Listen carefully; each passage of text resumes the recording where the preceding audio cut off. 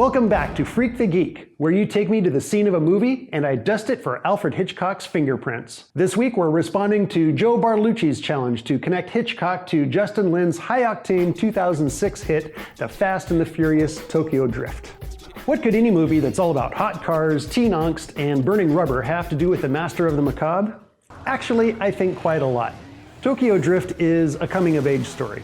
Rebel teen Sean Boswell, played by Lucas Black, is a hot-rodding neo-greaser who puts himself on the wrong side of the law and the snooty socias in his high school. To avoid jail time, he gets shipped off to live with his absentee alcoholic father in Japan. Faster than you can say, "Let's film this on my flip phone," he's back in trouble, this time with the Junior League Yakuza. These guys are drifters, a skill that's to street racing what figure skating is to hockey. Drifters are adept at hitting corners just so as they slide into the curve.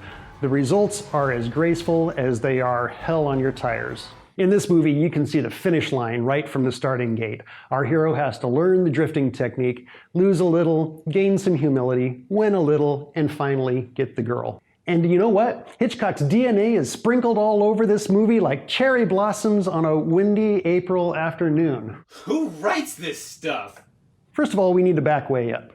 Tokyo Drift isn't technically a chase movie so much as it is a race movie, but still the same filmmaking ideas apply, and it's a genre of filmmaking that's as old as the movies themselves. The high-speed urban car chases that we've come to know and love have only been around since, the late 60s, early 70s? Up until that time, car chases or races were relatively tame by our standards. They tended to look a lot like this: exterior shots, long shots, and really bad rear projection. Except in the case of Hitchcock, which I'll get to in a second, you didn't always feel the action in your gut. The two movies that changed the car chase forever came from Peter Yates' Bullitt, made in 1968, and William Friedkin's The French Connection, made in 1971. These were pretty much the first two films that really gave us the roller coaster thrill ride of what we think of as the modern car chase. And here's the hitch.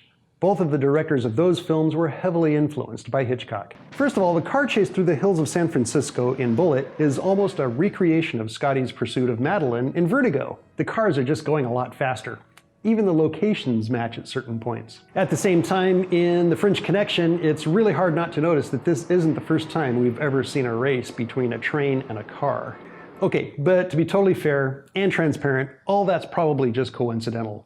And it's not even the point I'm trying to make here. The real Hitchcockian nature of these scenes, what makes them so different from others, is the way they're shot, taking on a subjective point of view by putting the audience inside the car.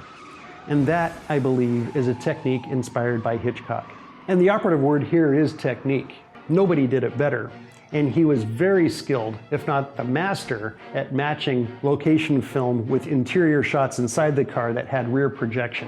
All of that gave a realness to his chase scenes that few other directors could even touch. What these guys had been doing around 1970, Hitch did it first, years earlier. In Suspicion, 1941, Hitch decided to play around with the idea of a car driving along the edge of a cliff, making the audience feel a sense of both velocity and vertigo. I think I'll take the shortcut.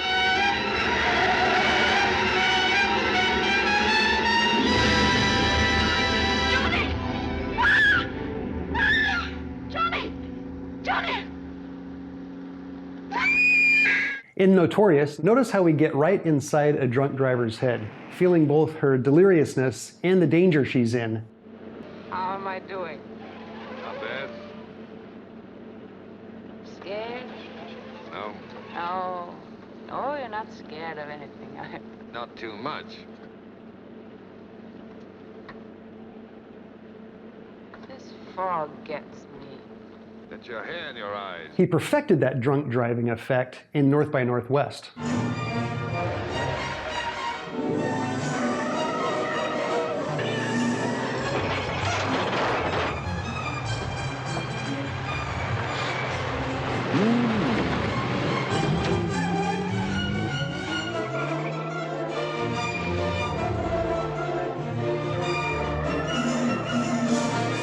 Hitch was fond of advocating his technique to other directors. For instance, he once gave a bit of advice to Howard Kazanjian, his first assistant director on Family Plot, who went on to produce Raiders of the Lost Ark. Hitchcock used to tell me and show me films and explain his theory in chases.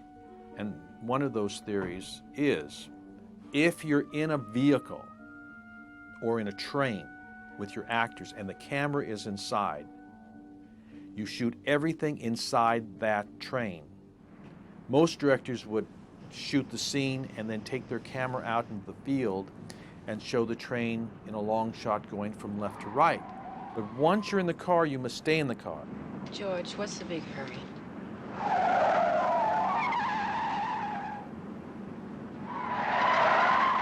Just slow down a little, will you, please? I told you not to drive so fast, George. What's wrong? The accelerator seems to be sticking. George, for God's sake, slow up, will you? I can't. My hamburger's coming up. He said, Bruce, he says, you know what, make this scene work. And I didn't know. So he had to explain to me. He says, well, what I do is I do close-ups of you and Barbara, and I do the car's point of view of the road. And I never show you the car.